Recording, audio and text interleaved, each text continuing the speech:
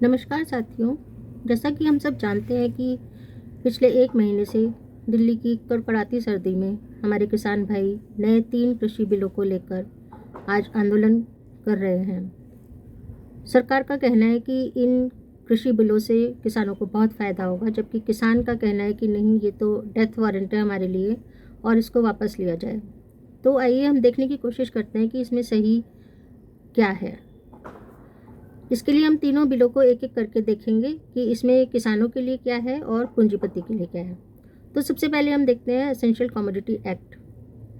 ये कोई पुराना कानून है, ये कोई नया कानून नहीं है। इसमें सिर्फ सरकार ने थोड़ा सा संशोधन किया है।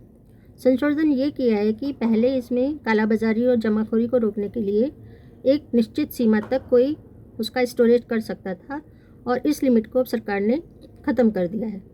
तो अब देखते हैं कि किसान के लिए इसमें क्या है। तो किसान तो खेती करता है, फसल उगाता है, बेचने के लिए उगाता है, स्टोरेज से उसका कोई मतलब नहीं है। तो सीधी सी बात है कि ये जो संशोधन किया गया है वो किसानों के लिए बिल्कुल भी नहीं है। दूसरा है ट्रेड एंड कॉमर्स से रिलेटेड, जिसमें कहा जा रहा है कि किसान अपनी फसल को कहीं पे भी जाके बेच सकता है। लेकिन ये तो पहले भी था, किसान कहीं पे भी जाके बेच सकता था, इसमें नया कुछ भी नहीं है। तो किसान तो अपनी फसल की एमएसपी की बात करता है, लेकिन इसमें एमएसपी का कहीं कोई जिक्र नहीं है कि एमएसपी पे खरीदी जाएगी। बस कॉन्ट्रैक्ट के हिसाब से जो भी बार्गेनिंग पावर के हिसाब से तय होगी कीमत, उस वो ही दी जाएगी एमएसपी का, इसमें कोई जिक्र नहीं है। तो ये भी किसानों के लिए कोई इससे संबंध नहीं है। तीसरा है कॉन्ट्रैक्ट फार्मिंग। अब ये क्या होता है? वैसे तो कॉन्ट्रैक्ट फार्मिंग 2 बराबर की पार्टीज़ में होता है, लेकिन यहाँ पर एक तरफ किसान है जिसके पास थोड़ी सी ज़मीन है और एक तरफ बड़ी बड़ी कंपनियाँ हैं जिनके पास बहुत पैसा है, अपने अपने वकील हैं, प्रोफेशनल्स हैं, सब कुछ है। तो ये कॉन्ट्रैक्ट मतलब एक तरफाई इसमें बात रहेगी। दूसरा, इसमें किसान अपनी ही ज़मीन पर मज़दूर बन के रह जाता है। वो अपनी ज़मीन पे खेती तो करता है, लेकिन अपने लिए नहीं करता, कंपनी के लिए करता है।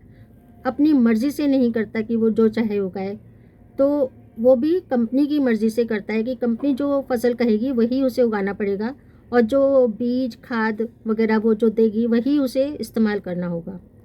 तो किसान तो अपने खेत पे मज़दूर बन गया। दूसरा, अपनी मर्ज़ी से नहीं उगा सकता। तीसरा, कंपनी को अधिकार दिया है कि उसके तय क्वालिटी के हिसाब से अगर फसल नहीं होती है तो वो उसको रद्द कर सकता है, और ऐसे केस में किसान कहाँ जाएगा, इसके बारे में कहीं कुछ जिक्र नहीं किया गया है। दूसरा, किसान क्वालिटी के लिए जिम्मेदारी कैसे हो सकता है जब बीज भी कंपनी की है, खाद भी कंपनी की है, कंपनी जैसे जैसे कहती है वैसे वैसे उसको करना है, तो क्वालिटी के लिए जिम्मेदार उसको ठहराया भी नहीं जा सकता किसान को। दूसरी बात, ये जो खेती है ये कोई फैक्ट्री में तो होती नहीं है कि एक पहले से क्वालिटी को हम फिक्स कर सकें। ये तो पूरी तरह से मौसम पे निर्भर करती है। तो इसमें क्वालिटी को पहले से कैसे फिक्स किया जा सकता है, यही एक पॉइंट है किसानों के शोषण का। दूसरी बात, अगर एग्रीमेंट के समय माना आलू का प्राइस तय हो गया कि हम 25 रुपये किलो खरीदेंगे और फसल बेचने के टाइम पे मार्केट वैल्यू हो गई 50 रुपये, तो एग्रीमेंट के तहत किसान को वो फसल 25 रुपये में ही बेचनी पड़ेगी, क्योंकि बाहर जाके वो बेचना भी चाहे 50 रुपये पे वो नहीं बेच सकता क्योंकि एग्रीमेंट हो रखा है। दूसरा, इसके उलट अगर मार्केट कम हो जाता है, 25 से 10 रुपये आ जाता है, तब कंपनी ये कह देती है कि उसकी क्वालिटी का नाम लेके कि नहीं, ये उस क्वालिटी का नहीं है जो हमें चाहिए, तो हम इसको नहीं खरीदेंगे क्योंकि हमारे कोई फ़ायदे का नहीं है। ऐसे में किसान कहाँ जाएगा, क्या करेगा, इसका कोई जिक्र नहीं है। तो किसान को दोनों हालत में किसान को ही कॉम्प्रोमाइज़ करना है कि अगर मार्केट वैल्यू ज़्यादा है तो उसे कम पे देना है, और अगर मार्केट वैल्यू कम है तो उसे एग्रीमेंट से कम कीमत पे देना मजबूरी हो जाता है, क्योंकि डिस्प्यूट के केस में उसे ना तो कोर्ट जाने का अधिकार है, एसडीएम तक उसकी पहुंच है सिर्फ, जो कि एक सरकारी अधिकारी होता है, और वो सरकार के खिलाफ़ या कंपनी के खिलाफ़ तो कोई एक्शन, कोई डिसीज़न नहीं देगा। तो तो किसान के लिए इसमें कोई फ़ायदा नहीं है। तो तीनों कानून हमने देखे कि इनमें किसानों के लिए हित में कुछ भी नहीं है। अब देखते हैं कि पूंजीपतियों के लिए इसमें क्या है। तो पूंजीपतियों की नज़र कृषि भूमि पर पहले से ही थी। इसके लिए सरकार पहले भी लैंड एक्विजिशन बिल लाई थी, लेकिन वो लागू नहीं कर पाई। तो इसके लिए ये तरीका निकाला गया कॉन्ट्रैक्ट फार्मिंग का। कॉन्ट्रैक्ट फार्मिंग में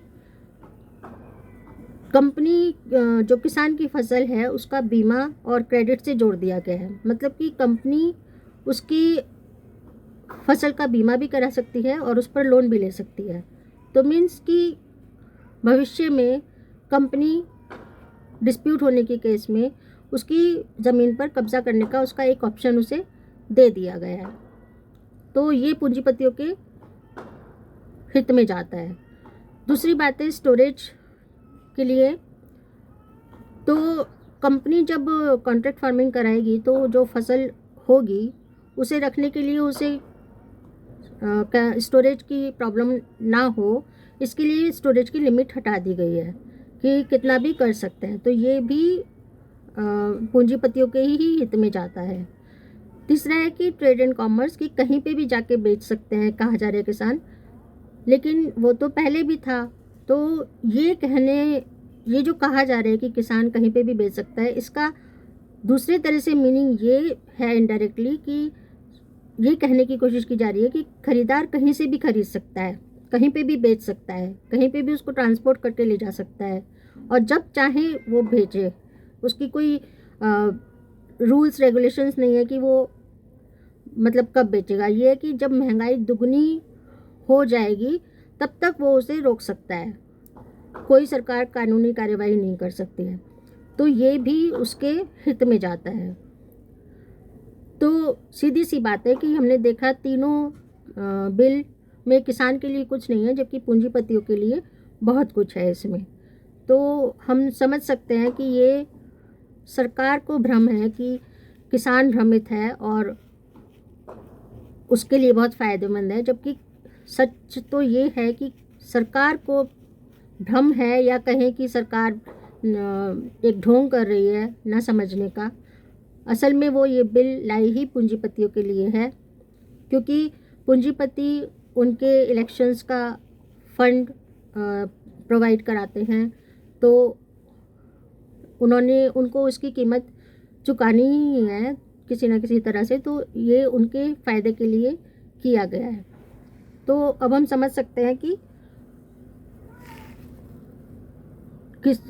जो इसी कारण से कंपनी को कहीं से भी ख़रीदने के लिए कोई रजिस्ट्रेशन नहीं कराना पड़ेगा, कोई ट्रांसपोर्टेशन कॉस्ट नहीं देनी पड़ेगी और वो जब चाहे बेच सकता है। इसके अलावा जो सरकारी मंडियां हैं उसके पैरेलल प्राइवेट मंडियों को अलाउ किया गया है, ताकि सरकारी और उसमें फ़ीस भी, मार्केट फ़ीस को भी छोड़ दिया गया है। कहा जा रहा है कि किसानों को इससे बड़ा फ़ायदा होगा कि मार्केट फ़ीस नहीं देनी पड़ेगी। वो ठीक है कि मार्केट फ़ीस नहीं देनी पड़ेगी, इससे फ़ायदा होगा, लेकिन इससे नुकसान ये होगा कि शुरू में तो कॉरपोरेट्स हाई वैल्यू पे सरकारी मंडियों को ख़त्म करने के लिए सरकारी मंडियों से दुगनी तिगनी कीमत भी देना शुरू कर देंगे किसानों को। तो किसान नेचुरली वहीं जाके बेचना चाहेगा। तो इस तरह से सरकारी मंडियाँ खाली रहेंगी, उनमें कोई बेचेगा नहीं, तो वो धीरे धीरे ख़त्म हो जाएंगी। और फिर जब प्राइवेट की मोनोपोली हो जाएगी तो किसान को वो अपने हिसाब से मैनेज करेगा। जैसे हमने जियो में देखा कि पहले फ्री में दिया गया, फिर 99 कर दिया और बढ़ते बढ़ते आज वो 499 पे रिचार्ज कर रहे हैं। तो इसी तरीके से इसमें भी यही होगा। हमने देखा है कि डीजल, पेट्रोल, गैस ये सब पूंजीपतियों के हाथ में है, तो आज इनका क्या रेट है। इसी तरह से अगर अन्न भी हम पूंजीपतियों के हाथ में दे देंगे तो हम समझ सकते हैं कि आगे भविष्य में गरीब और मिडिल क्लास तो दम ही तोड़ देगा महंगाई के कारण। तो ये ना तो किसानों के हित में है, ना ही जनता के हित में है। 84 करोड़ हमारा देश गरीब देश है, इसकी जनता अधिकतर गरीब है, तो अधिकतर जनता तो दम तोड़ देगी महंगाई से। तो ये जो बिल हैं ये सिर्फ पूंजीपतियों के हित के लिए है, किसान और जनता दोनों के लिए बहुत खतरनाक बिल हैं।